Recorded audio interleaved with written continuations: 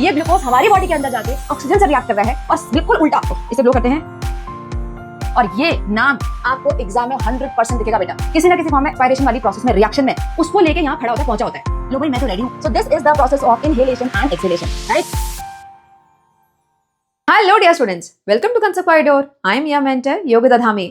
So today we are here going to cover the second part of chapter 9 for class 7 science, that is life processes in animals. And in this part we are going to talk about the second life process, that is respiration. बेटा part 1 में हमने nutrition को detail में cover कर लिया है. In case you have not seen that, link is given in the description. पहले जाकर न्यूट्रिशन डिटेल में समझ लो and then only come for respiration, क्योंकि काफी सारी चीजें लिंक्ड हैं. पहले आपको न्यूट्रिशन अच्छे से पता होना चाहिए and then only you can understand respiration clearly. ठीक है? So I hope you have seen that video. Now let's get started with this part. Starting with one question for you. Have you ever wondered how the food you eat gives you energy?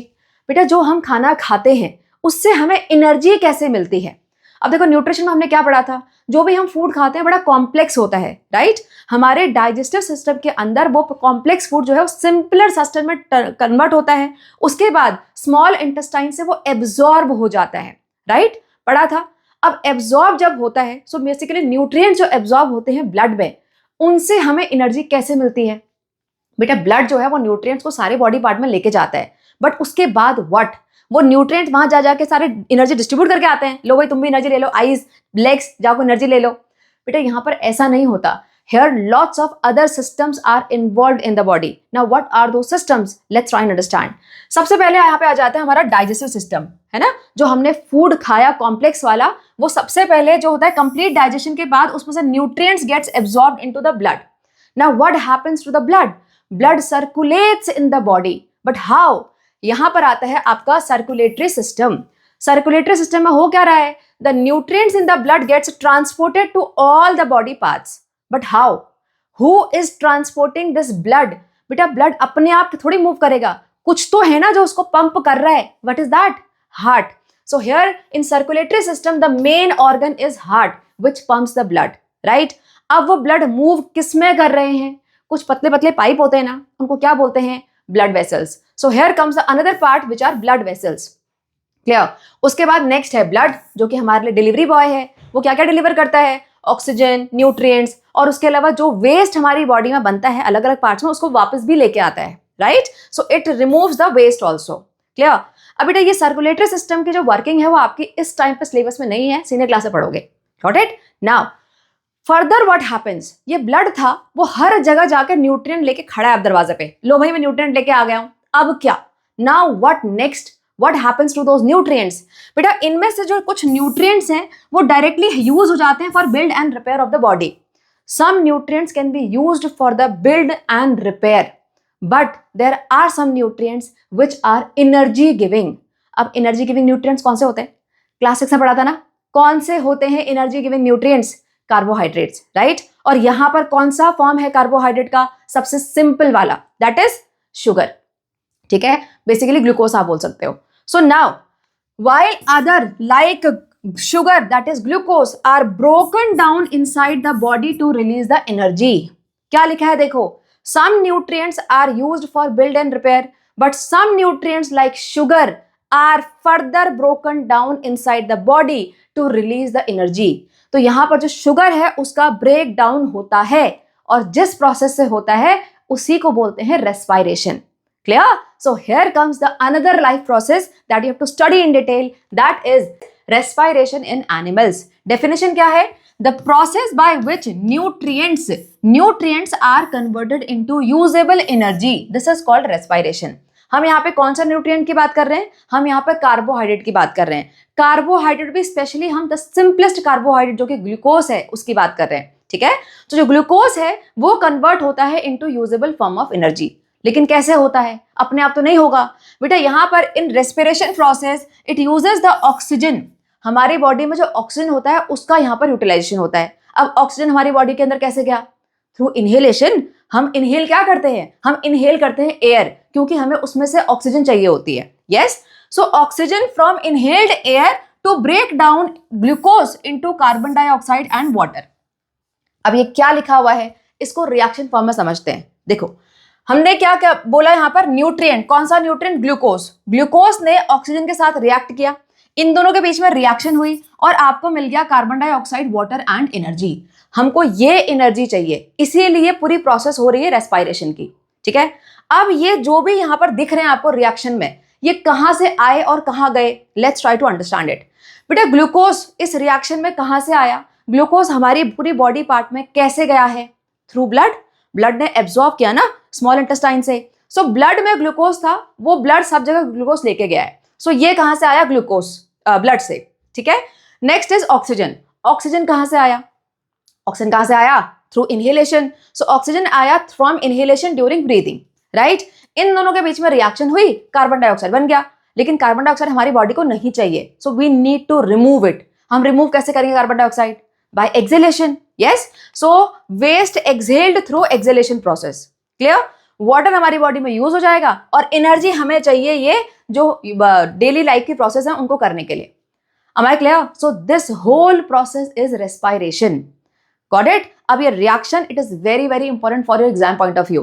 Tough लग रही है क्या बेटा? ये इस type की reaction आपने इससे पहले कम से कम नहीं तो 100 बार पक्का देखी होगी, कहीं ना कहीं तो पढ़ा है इसके बारे में। अब बोलोगे मैम रेस्पिरेशन तो पहली बार पढ़ रहे हैं, ये रिएक्शन कहां से देख लिया हमने? देखो बताती हूं, ये क्या है, कार्बन डाइऑक्साइड, राइट। तो यहां पे लिख लेते हैं CO2 प्लस ये क्या है, water. Water is H2O. In the presence of sunlight, inside chlorophyll gives you glucose plus oxygen gas. पढ़ी नहीं पढ़ी रिएक्शन? ये पढ़ी है ना, इसका उल्टा है लेकिन पढ़ी तो है। कहाँ है पढ़ी थी ये बेटा? दिस इज फोटोसिंथेसिस जो प्लांट्स में होती है। प्लांट्स में प्लांट्स क्या करते हैं, कार्बन डाइऑक्साइड एटमॉस्फेयर से लेते हैं, वाटर उनके रूट से ऊपर जाता है, इन दोनों के बीच में रिएक्शन होती है in the presence of sunlight. तो सनलाइट क्या है यहाँ पर, वो एनर्जी है, राइट। तो इन दोनों को कॉम्बिनेशन होने के लिए यहाँ पर सनलाइट वाली एनर्जी चाहिए होती है, जो कि क्लोरोफिल के अंदर ये रिएक्शन होती है और आपको ग्लूकोज और ऑक्सीजन मिल जाता है। वो ग्लूकोज जो मिला वो स्टार्च की फॉर्म में स्टोर होता है प्लांट में, हमने खाया स्टार्च की फॉर्म में, हमारी बॉडी ने फिर उसको ब्रेक डाउन करके दोबारा ग्लूकोज बना दिया। अब ये ग्लूकोज हमारी बॉडी के अंदर जाके ऑक्सीजन से रिएक्ट कर रहा है और बिल्कुल उल्टा आपको मिल गया कार्बन डाइऑक्साइड, वाटर और एनर्जी। जो सनलाइट वाली एनर्जी थी वो हमको दूसरी फॉर्म ऑफ एनर्जी में मिली जो कि हमारी बॉडी यूज कर रही है। Got it? इससे हमें क्या समझ में आया बेटा? Respiration is just opposite of photosynthesis. Clear? अब ये रिएक्शन नहीं भूलोगे आप, अब आपको याद रहेगा, प्रोवाइडेड कि आपको फोटोसिंथेसिस पहले से पता हो। हमारा क्लियर? चलो अब बेटा इस रिएक्शन पे फिर से आ जाते हैं। यहां पर ये पूरे के पूरे रिएक्शन क्या है, रेस्पिरेशन है। लेकिन अगर सिर्फ इतने पे ध्यान दो, ये वाला पार्ट क्या है, जहां पर ऑक्सीजन हमारी बॉडी के अंदर आ रही है इनहेलेशन से और कार्बन डाइऑक्साइड बाहर जा रही है एक्सहेलेशन से, इस प्रोसेस को क्या बोलते हैं? This is breathing. Clear? So respiration कब होगा? जब हमारी बॉडी के अंदर ब्रीदिंग भी होगी। Understood? So breathing is one of the part of respiration. Clear? So respiration के अंदर ही breathing की process भी आती है। Understood? देखो यहाँ पर, so respiration takes place in following step. The first step is the gaseous exchange means breathing. सबसे पहले start कैसे हो रहा है? breathing से ही हो रहा है। यहाँ पर होगा क्या? intake of air which is rich in oxygen from the atmosphere and release of air which is rich in carbon dioxide from the body. So exchange हो रहा है, isn't it? पहले हमने एयर रिच इन ऑक्सीजन को अंदर लिया, फिर ये रेस्पिरेशन की प्रोसेस हुई और वहां से जो कार्बन डाइऑक्साइड रिलीज हुई वो हमने पूरी एक्सहेल कर दी। Clear? So this is gaseous exchange means breathing, the first step. उसके बाद नेक्स्ट होता है केमिकल प्रोसेस, जो हमने अभी केमिकल रिएक्शन देखी ग्लूकोज और ऑक्सीजन के बीच में, वो केमिकल प्रोसेस हुई। So break down of simple food is that glucose in order to release the energy inside the body. ठीक है? सो रेस्पिरेशन के अंदर दो स्टेप पे काम हो रहा है, पहला हो रहा है ब्रीदिंग, उसके बाद हो रही है वो केमिकल रिएक्शन। समझ में आया? सो what is the difference between respiration and breathing? अगर ये क्वेश्चन आ गया एग्जाम में तो आंसर लिख पाओगे? Let's have a look here. What is the difference between breathing and respiration? बेटा ब्रीदिंग कहां पर हो रही है? Process of exhaling and inhaling, सिर्फ इतने को ब्रीदिंग बोलते हैं। हमने एयर रिच इन ऑक्सीजन को अंदर लिया और air rich in carbon dioxide को बाहर छोड़ दिया, इतनी प्रोसेस को क्या बोला जाता है? ब्रीदिंग बोला जाता है। क्लियर? रेस्पिरेशन क्या है बेटा? रेस्पिरेशन में हुआ क्या? Break down of glucose to produce energy, इस चीज को हम रेस्पिरेशन बोलते हैं। Clear? Coming to breathing, this process of exchange of gas can vary in different animals. One important point जिसको हम आगे जाके और डिस्कस करेंगे. बेटा ब्रीदिंग की प्रोसेस सब एनिमल्स में सेम नहीं होती, क्योंकि देखो हमारे पास ह्यूमन बींग्स के पास लंग्स है, तो हम ब्रीदिंग लंग्स के थ्रू कर रहे हैं. लेकिन फिश जो है, जो एक्वेटिक एनिमल्स है, उनके पास लंग्स नहीं होता, उनके पास गिल्स होते हैं, तो वो ब्रीदिंग कैसे करेंगे? वो गिल से करेंगे, राइट? तो ये ब्रीदिंग की प्रोसेस अलग अलग एनिमल्स में अलग अलग तरीके से हो सकती है. बट रेस्पायरेशन जो बॉडी के अलग अलग सेल्स में जाके जो ये ब्रेकडाउन हुआ ग्लूकोज का, ये सब में सेम होता है. Isn't it? So here, this process of getting energy is same in all the animals. Breathing की टेक्निक अलग अलग हो सकती है, लेकिन जो मेन रेस्पिरेशन की रिएक्शन है वो सब में सेम होती है. Am I clear? Next, it is a physical process. बेटा breathing is just a physical process. वहां पर हमने एयर के अंदर जो ऑक्सीजन थी उसको एज इट इज ऑक्सीजन को अंदर ले लिया, कुछ चेंज नहीं हुआ, ऑक्सीजन कुछ और नहीं बन गया. यस, जो रिएक्शन हुई थी जहां से कार्बन डाइऑक्साइड रिलीज हुआ था, हमने as it is carbon dioxide produce हुआ, उसको बाहर छोड़ दिया. यस, सो यहाँ पे क्या है? जस्ट फिजिकल एक्सचेंज हो रहा है, फिजिकल प्रोसेस है. लेकिन ये क्या है? रेस्पायरेशन में क्या हुआ? यहाँ पर ग्लूकोज मॉलिक्यूल पूरा टूट गया, आपको एक अलग कार्बन डाइऑक्साइड गैस मिल गई, आपको वाटर मिल गया, आपको एनर्जी मिल गई. यस, तो ये क्या है? एक केमिकल प्रोसेस है. Am I clear? Next, energy is not produced है. ब्रीदिंग होने से हमें कोई एनर्जी नहीं मिलती, रेस्पायरेशन से यहाँ पर एनर्जी प्रोड्यूस होती है, जिससे हमारी बॉडी काम कर सकती है. अंडरस्टूड? समझ में आया डिफरेंस ब्रीदिंग एंड रेस्पायरेशन का? क्लियर? चलो अब बेटा इसके आगे हमको सिर्फ फोकस करना है ब्रीदिंग पे, बस. रेस्पायरेशन इतना ही था. इस चैप्टर में रेस्पायरेशन के बारे में इतना ही समझना है आपको. अब सीनियर क्लास में देखोगे कि कौन कौन से मॉलिक्यूल बनते हैं, कैसे टूटते हैं, कहां पर टूटते हैं. ठीक है, अब आ जाते हैं ब्रीदिंग पे. ब्रीदिंग पे फोकस करेंगे. देखो, हाउ डू वी ब्रीथ? बेटा ये तो हमें समझ में आ गया. The process of inhaling and exhaling air is called breathing. इसी को ब्रीदिंग बोलते हैं. नाउ अब ये इनहेलिंग और एक्सहेलिंग में कौन कौन से बॉडी के पार्ट इन्वॉल्व हैं, ये इनहेलिंग एक्सहेलिंग कहाँ होती है, इसके लिए भी तो कोई सिस्टम होगा ना बॉडी के अंदर. बेटा इसके लिए हमारे पास है रेस्पिरेटरी सिस्टम. कैसा दिखता है ये? Something like this. ये पिक्चर पहले से आपने पक्का देखी होगी, राइट? यहाँ पर लंग्स का इन्वॉल्वमेंट होता है. क्या सिर्फ लंग्स का ही इन्वॉल्वमेंट होता है? ये भी हमको यहाँ पर देखना है. ठीक है, देखो, just as food follow a specific pathway in the digestive system. जैसे फूड के लिए एक प्रॉपर स्पेसिफिक पाथवे था ना हमारे डाइजेस्टिव सिस्टम में, वो पहले कहाँ गया, नेक्स्ट कहाँ गया, फिर क्या हुआ, ये ऐसे क्या हुआ, ऐसे ही एयर के लिए भी यहाँ पर एक प्रॉपर स्पेसिफिक पाथवे है. कहाँ पर है ये? रेस्पिरेटरी सिस्टम में. ठीक है, अब वो क्या स्पेसिफिक पाथवे है, ये कौन कौन से पार्ट्स हैं, इनकी लेबलिंग अगेन हम यहाँ पर डिस्कस करेंगे. ठीक है, one by one. So let's get started. So human respiratory system में जो ब्रीदिंग की प्रोसेस होती है वो सबसे पहले कहां से स्टार्ट होती है? जो ये ओपनिंग है हमारी नोज में. यस, तो ये ओपनिंग जो यहां पर होती है उससे स्टार्ट होती है. इसको बोला जाता है नॉस्ट्रिल्स.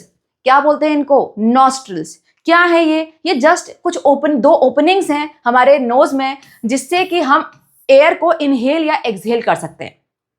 ठीक है, अब इन ओपनिंग के बाद अंदर को क्या है? एक पैसेज है, एक पाइप टाइप का है ना, उसको बोलते हैं नेजल पैसेज. एक मिनट, इसको बोलते हैं नेजल पैसेज. Nasal passage. ठीक है, सो नेजल पैसेज. अब नेजल पैसेज के थ्रू क्या हुआ? हमने नेजल पैसेज के थ्रू जो इनहेल्ड एयर थी उसको पास कर दिया फर्दर अंदर को. ठीक है, so it is just the pathway to take the air inside. Clear? Now one important thing here.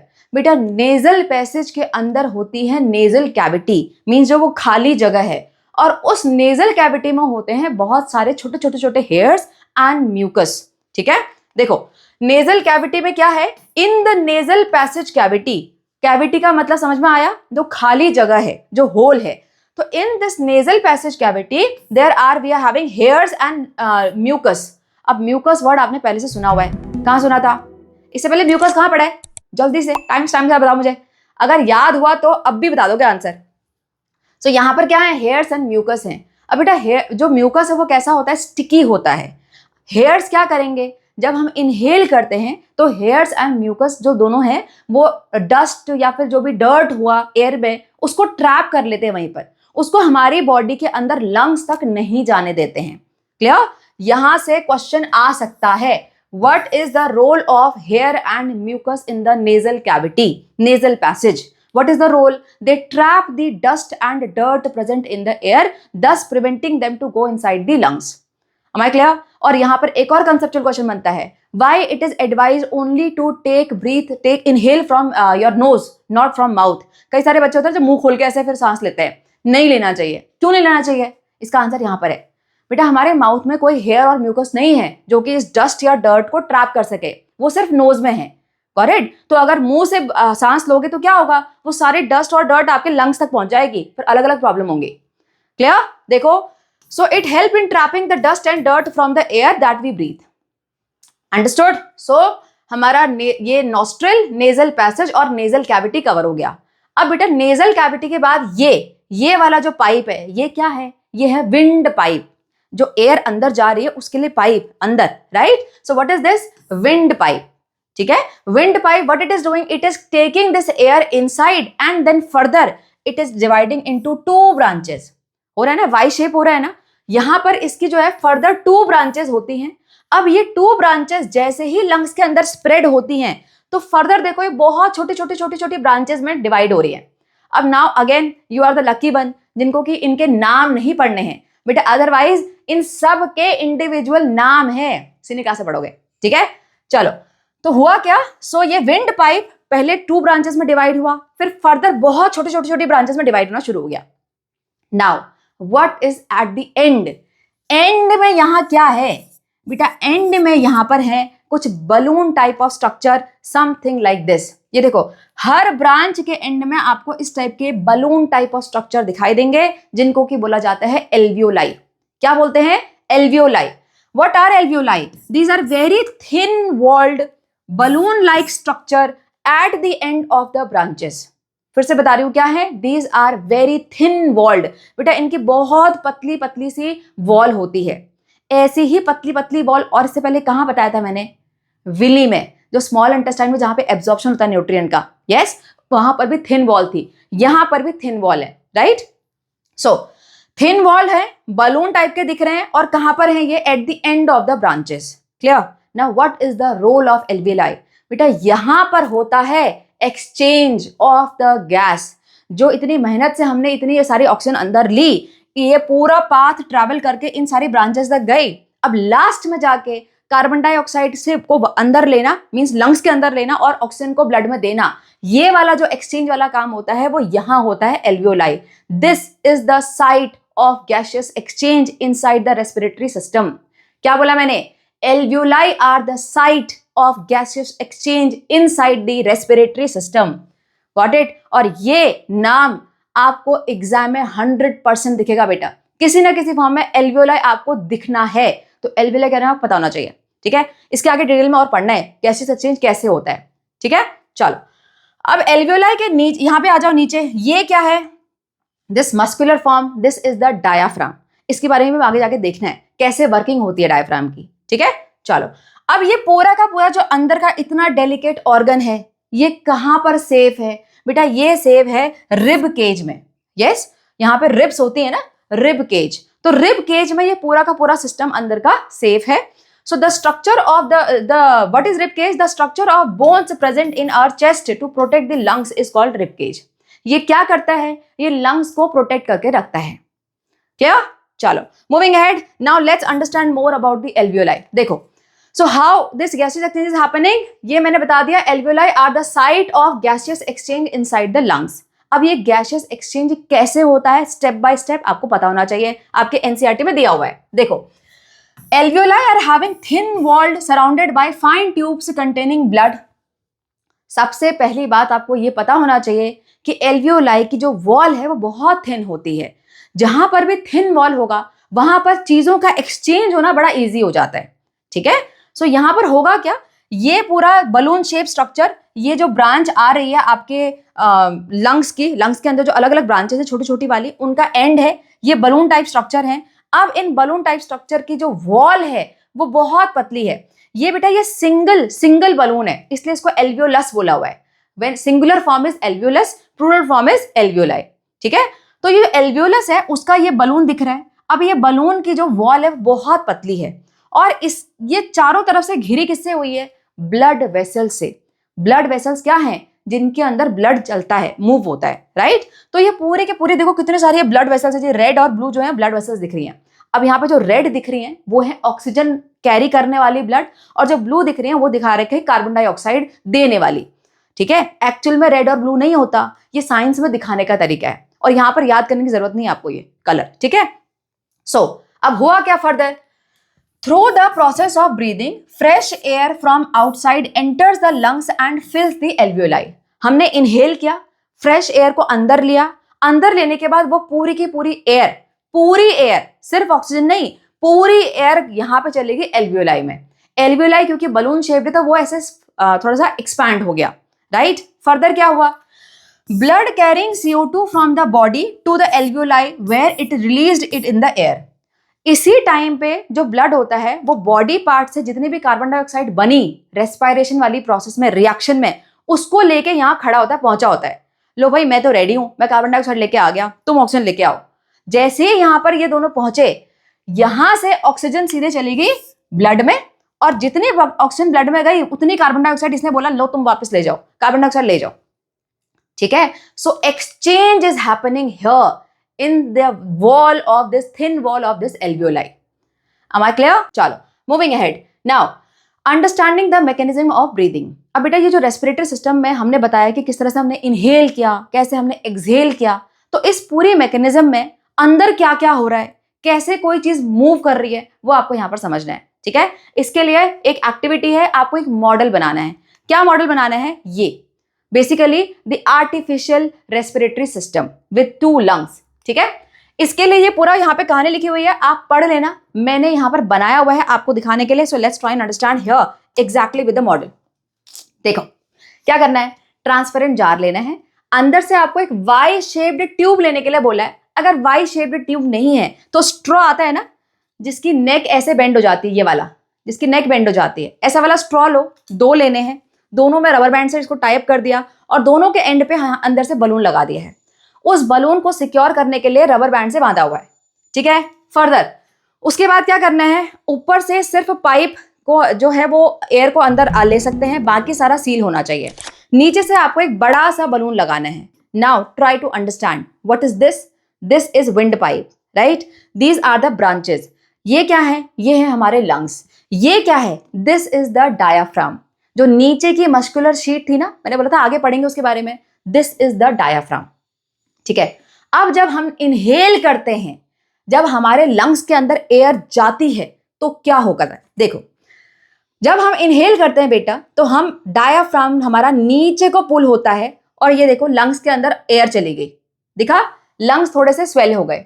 जैसे ही हमने इसको एक्सहेल किया, ये देखो एक्सहेल किया तो सारा डायाफ्राम ऊपर को चला गया, डायाफ्राम ऊपर चला गया, और लंग्स की कंडीशन देखो, लंग्स की कंडीशन देखो, सारी की एयर गायब, चली गई बाहर, राइट?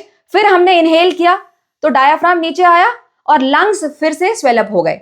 फिर हमने एक्सहेल किया तो डायाफ्राम ऊपर गया और सारे के सारे लंग्स जो है वो स्क्वीज हो गए, right? So this is the process of inhalation and exhalation, right? What is this? Inhalation, exhalation, inhalation, exhalation, inhalation, exhalation. Understood? बस इतना सा मॉडल है। ठीक है, चलो देखो, so what we got to know, what is the observation? On pulling the rubber sheet, जब हमने रबर शीट को नीचे को पुल किया, on pulling the rubber sheet downward the balloons inflate, balloons फूल गए। यस, जब ये डायाफ्राम नीचे को आया तो लंग्स एक्सपैंड हो गए, राइट? अब बेटा लंग्स अगर एक्सपैंड होंगे तो रिब केज को भी तो पुश करेंगे ना आउटवर्ड, करेंगे नहीं करेंगे? सो इनहेलेशन में डायाफ्राम आता है नीचे, लंग्स हो जाते हैं स्वेल यानी इन्फ्लेट, और रिब केज मूव हो जाती है बाहर को। रिब केज हमेशा बाहर को चली जाती है। अभी करके देख लो, इनहेल करो तो आपको पता पड़ेगा चेस्ट एक्सपैंड हो रही है, राइट? तो हमेशा रिब केज बाहर को आती है। क्लियर? नाउ नेक्स्ट क्या हुआ?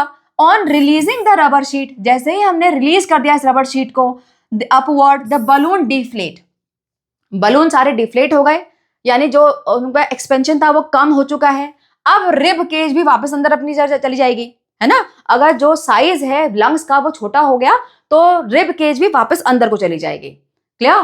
बस this is inhalation, this is exhalation. समझ में आ गया? डिफरेंस क्या है, डिफरेंशिएशन फॉर्म में पता होना चाहिए। देखो इनहेलेशन में क्या हुआ, chest expands as the rib moves outward. The first condition क्या है, अगर किसी ने भी इनहेल किया है तो उसको देख के भी आप बता सकते हो कि इनहेल कर रहे हैं। क्यों करते हैं, क्योंकि उस टाइम पे चेस्ट हल्की सी एक्सपैंड होती है, क्योंकि रिब के जो है बाहर को आती हैं। Yes, so chest expands as the rib move outward. Further the diaphragm moves downward.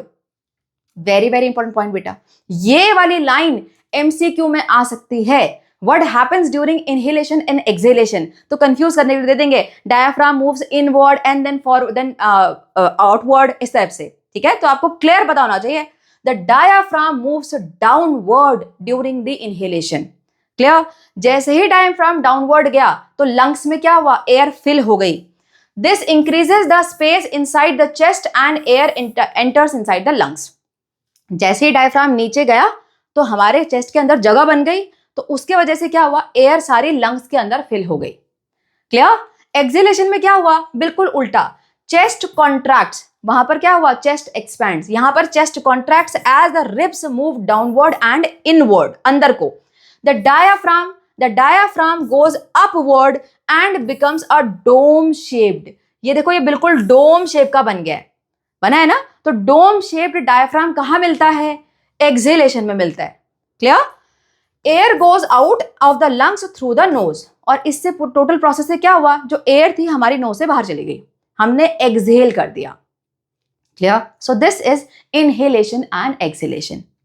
Understood, समझ में आया प्रोसेस। चलो moving ahead, now what do we breathe, next question for you. बेटा हम क्या ब्रीथ करते हैं, अब बोलोगे मैम ये तो बड़ा इजी है, हम जूनियर क्लास से पढ़ते हुए आ रहे हैं, हम इनहेल करते हैं ऑक्सीजन गैस और एक्सहेल करते हैं कार्बन डाइऑक्साइड। यस बेटा, नो डाउट ये आपको बचपन से रटवाया हुआ है, but hold on and pause for a moment. Is it true, हमारे सराउंडिंग में क्या सिर्फ ऑक्सीजन है क्या? ऑफ कोर्स नॉट, हमारे सराउंडिंग में एयर है।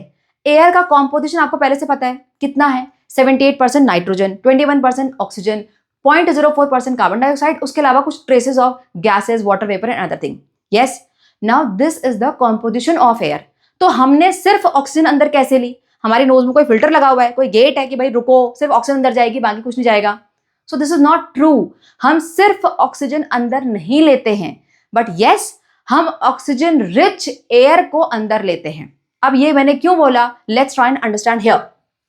बेटा यहां पर हम सिर्फ दो गैसेस पे ध्यान देंगे, ऑक्सीजन एंड कार्बन डाइऑक्साइड, क्योंकि नाइट्रोजन का हमारी बॉडी में कोई रोल नहीं है, हम उसको यूज नहीं कर सकते। ठीक है, अब देखो जो हमने इनहेल करी एयर, उसमें ऑक्सीजन कितना 21%, कार्बन डाइऑक्साइड कितना 0.04%। ये तो इजी है, पहले से पता है। नाउ अब जब हमने इनहेल किया ये एयर को, तो बेटा सारे के सारे 21% यूज नहीं होती है। जो गैसेस एक्सचेंज होता है ना, उस एक्सचेंज में ये सारा का सारा 21% नहीं जाता, इसमें से थोड़ा ही परसेंट यूज होता है, मींस एक्सचेंज होता है। ठीक है, तो हुआ क्या, यहां से 21% में से कुछ परसेंटेज, कितना परसेंटेज, यहां देखो यहां लिखा हुआ है 16 to 17% बचा, तो यूज कितना हुआ 4 to 5%।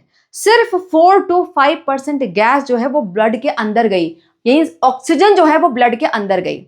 ठीक है, 4 to 5% ब्लड के अंदर गई, तो उतना ही कार्बन डाइऑक्साइड वापस भी तो आएगा। यस, सो जो एयर हमने अभी अभी लंग्स में ली, उसमें से 4 to 5% चला गया ब्लड के अंदर, तो आया कितना 4 to 5% कार्बन डाइऑक्साइड वापस इस एयर में आ गया। ठीक है, तो बेटा हमने जब इनहेल किया तो उस एयर में 21% ऑक्सीजन था, एक्सहेल वाले एयर में 16 to 17% ऑक्सीजन था, तो ऑक्सीजन कम हो गया ना, राइट, ऑक्सीजन कम हो गया। आ जाओ कार्बन डाइऑक्साइड पे, हमने इनहेल किया तो उस टाइम पे कार्बन डाइऑक्साइड था सिर्फ 0.04%, लेकिन जब हमने एक्सहेल किया तो कार्बन डाइऑक्साइड की परसेंटेज बढ़ गई, तो कितना हो गया 4 to 5%। इसीलिए हम बोलते हैं हमने इनहेल कौन सी गैस करी, एयर रिच इन ऑक्सीजन, क्योंकि इसका परसेंटेज यहाँ पे ऑक्सीजन ज्यादा है comparison to the exhaled air. हम एक्सहेल कौन सी एयर करते हैं, we exhale the air which is rich in carbon dioxide, क्योंकि कार्बन डाइऑक्साइड का परसेंटेज ज्यादा है comparison to the inhaled air. ठीक है, कई सारे बच्चे यहाँ कंफ्यूज होते हैं, बोलते हैं मैम यहाँ तो ऑक्सीजन का परसेंट अभी भी ज्यादा है ना, 16 to 17% है, ये तो 4 to 5% है।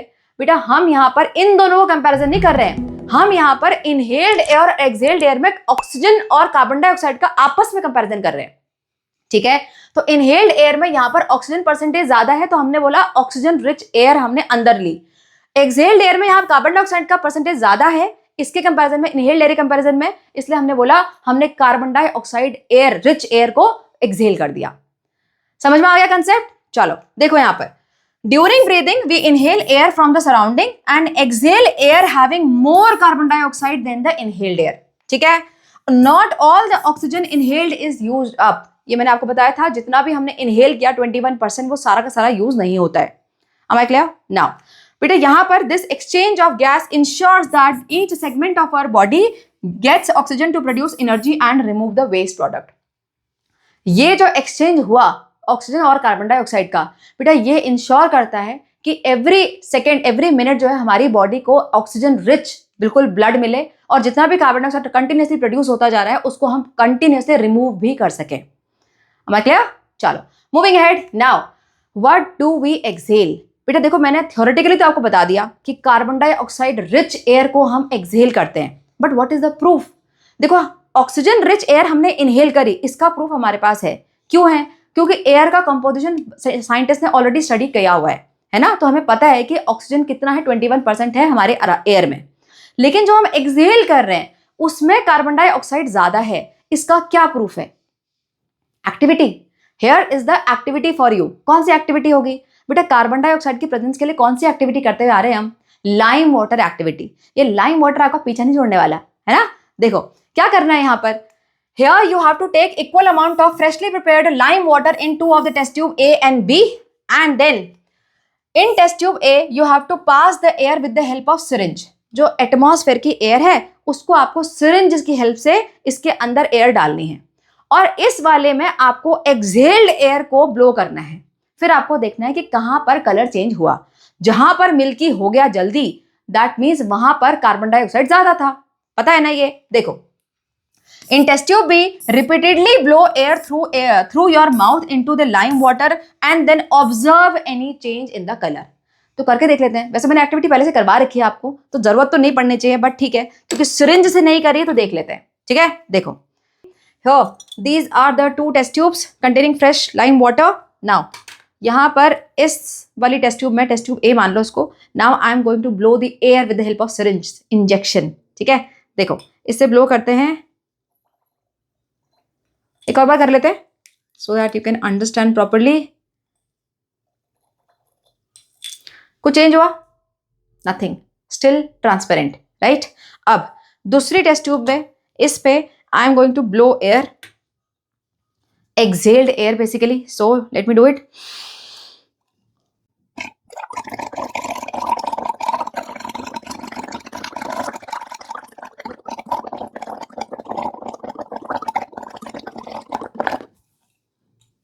Now see the difference. Can you see milky? Yes. What it is showing? It is showing that exhaled air is having more carbon dioxide than the normal air. Clear? So this is the proof. Now, what is the observation? What is the observation? The lime water in test tube B turned milky or cloudy, but in test tube A there was no change. और इससे हमें क्या समझ में आया? Therefore, this indicates that the exhaled air contains more carbon dioxide than the air. Clear? What is the inference? As we know, lime water turns milky when it reacts with carbon dioxide. So this proves that this activity indicates that the exhaled air is having more percentage of carbon dioxide in comparison with the air that we inhale. Understood? So this is the proof that we exhale the air rich in carbon dioxide. Understood? Chalo. Moving ahead. Now science and society में this information for you. Breathing practices for healthy life. बेटे कितने लोग तुम में से योगा प्राणायाम करते हो? प्राणायाम आजकल इतना न्यूज में क्यों है? क्यों इतना लोग जो है एम्फेसाइज करते हैं कि योग करना चाहिए, प्राणायाम करना चाहिए? I hope you can understand now what is the value of the gaseous exchange, right? तो जब हम प्राणायाम करते हैं सो बेसिकली हम अपने लंग्स की कैपेसिटी को बढ़ाते हैं, इजंट इट? तो उस टाइम पे हमारे लंग्स ज्यादा एयर को इनहेल कर सकते हैं एट अ टाइम, सो ज्यादा गैसियस एक्सचेंज होगा, right? So all the body parts will get more and more oxygen, so more energy, healthy will be you. Clear? Now how do other animals breathe? अब हमने humans में breathing respiration समझ लिया, बाकी animals में breathing कैसे होती है? बेटा जब हमने रेस्पिरेशन और ब्रीदिंग का डिफरेंस समझा था, वहां पे हमने क्या देखा था? जो ब्रीदिंग की टेक्निक है, जो ब्रीदिंग की प्रोसेस है, वो अलग अलग एनिमल्स में डिफर कर सकती है, लेकिन जो रेस्पिरेशन की प्रोसेस है, मीन जो केमिकल रिएक्शन हो रही है, वो सब में ऑलमोस्ट सेम है। ठीक है, तो हमें यहां देखना है ब्रीदिंग अलग अलग कैसे हो रही है। ठीक है, so starting with first of all the terrestrial animals, जितने भी टेरेस्ट्रियल एनिमल्स है जैसे कि birds, elephant, lion, cows, goats, lizard, snakes, all breathe through lungs. सबके पास ही लंग्स होते हैं, लेकिन अगेन उनके लंग्स का स्ट्रक्चर अलग अलग हो सकता है। बेटा एलिमेंट्री कैनाल का हमने स्ट्रक्चर देखा था, अलग अलग था ना, ऐसे ही यहाँ पर लंग्स का स्ट्रक्चर अलग अलग हो सकता है, लेकिन ब्रीदिंग सब में वैसे ही होती है। ठीक है, further now what about the aquatic animals, fish. So most aquatic animals like fish have specialized structure known as gills. Fish के पास गिल्स होते हैं, गिल्स के थ्रू ही गैसेस का एक्सचेंज होता है। लेकिन वहां पर गैस जाती कैसे है? वाटर में डिसॉल्व जो गैस होती है वो, right? So gills are richly supplied with the blood vessels. The exchange of oxygen and carbon dioxide between the blood and the gases dissolved in water. ये देखो यहाँ पर बेटा, हमारे बॉडी में गैसेस एक्सचेंज किसके बीच में हुआ? हमारे बॉडी के अंदर गैसेस एक्सचेंज हुआ ब्लड और एयर के बीच में, जो हमने इनहेल करी। लेकिन यहाँ पर जो गिल्स के अक्रॉस गैसेस एक्सचेंज होता है, वो हो रहा है between blood and the gases dissolved in water. ठीक है, so gases dissolved in water takes place across the gills. ठीक है, सो इतना ही पढ़ना है गिल्स के बारे में। फर्दर नाउ एम्फीबियंस कौन से एनिमल्स होते हैं? जो लैंड एंड वाटर दोनों में रह सकते हैं, right? So amphibians like frog live both in land and water. They uses different body parts for breathing at various stages of their life. Now which different parts? बेटा ये वाला picture पहले पढ़ा हुआ ना, कहाँ पढ़ा हुआ था? अगेन क्लास 6th में। यस, ये लाइफ साइकिल ऑफ फ्रॉग वहां डिटेल में पढ़ी थी। अब इसमें जो ये टैडपोल वाली स्टेज होती है, जिसमें जो फ्रॉग की अर्ली स्टेज जिसमें वो वाटर में रहता है, उस टाइम पे ये ब्रीथ कैसे करता है? गिल्स से। उस टाइम पे यहाँ पर गिल्स होते हैं। जब ये एडल्ट फ्रॉग में टर्न हो जाता है तो इसके पास लंग्स आ जाते हैं प्रॉपर, फिर गिल्स नहीं होते, है ना? देखो for example tadpole breathe through gills, यहां वाला stage, while adult frog uses lungs for breathing on the land and in water it uses skin for the gases exchange. तो जो एडल्ट फ्रॉग होगा वो लंग्स एंड स्किन का use करता है, और जो उसका टैडपोल वाली स्टेज होती है उस टाइम पे वो गिल्स का यूज करता था। अब तो चेंज हो गया ना, इसलिए। ठीक है, now this adaptation help them to survive both in water and land. Got it? So this is the adaptation in the frog. Next, one more animal, earthworms. बेटा earthworm की स्किन कुछ इस टाइप की होती है ना, सॉफ्ट सी, right, sticky सी। यहाँ पर earthworm use their moist skin for the life process and the gaseous exchange of oxygen and carbon dioxide. earthworm किसके थ्रू ब्रीथ करते हैं? स्किन के थ्रू। ना तो इनके पास लंग्स है, ना तो इनके पास गिल्स है, स्किन के थ्रू ये ब्रीथ करते हैं। Am I clear? So जितने भी एनिमल्स हमने पढ़े डिटेल में, उनके कौन से बॉडी पार्ट का यूज हो रहा है फॉर ब्रीदिंग, ये आपको पता होना चाहिए, एग्जाम में आ सकता है। क्या? चलो, so what all we learn till now, हमने क्या समझा?